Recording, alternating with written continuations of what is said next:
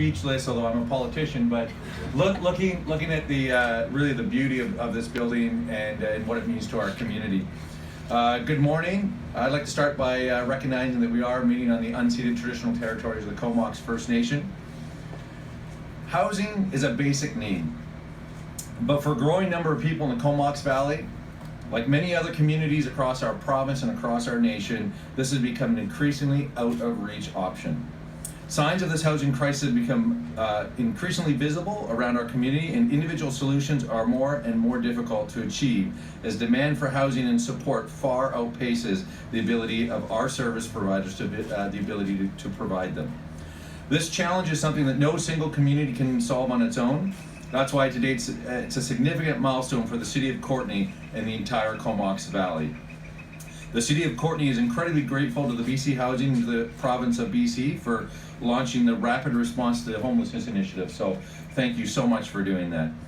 This new facility represents a significant step forward in our community's ability to house some of our most vulnerable residents. But as we know, these apartments will do much more than simply provide a roof over someone's head. Through the skilled service providers of the John Howard Society North Island, each of this facility's residents will be provided with the individualized supports they may need to address the root causes of homelessness and the tools to help them thrive.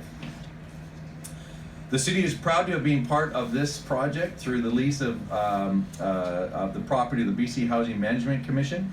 This lease is equivalent to nearly $500,000 over the 25-year lease term.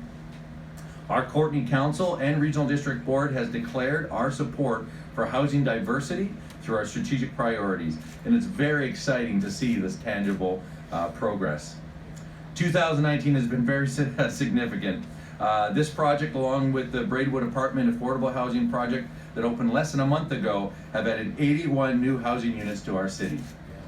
We look to continue ways to identify and support opportunities for low-cost housing, as well as advocate for senior government support for our community.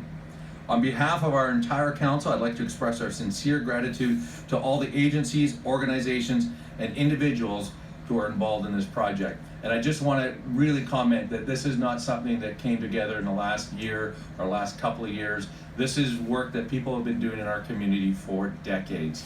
And when we look at non-market housing, it is something that was advocated from our provincial and federal governments. And I think, moving forward, seeing where our provincial government is right now, and we do have an election coming up this year federally, and I certainly am going to be doing my best to voice the concerns and push to make sure that this is something that we continue to do. I see, well, there's been a lot of talk about space and black holes this week, and so as I say the next line, I bear this in mind. I do see this as one step for our community on a long journey to restore non-market housing, but for the individuals here, I see it as a leap for them to move forward. So, thank you so much.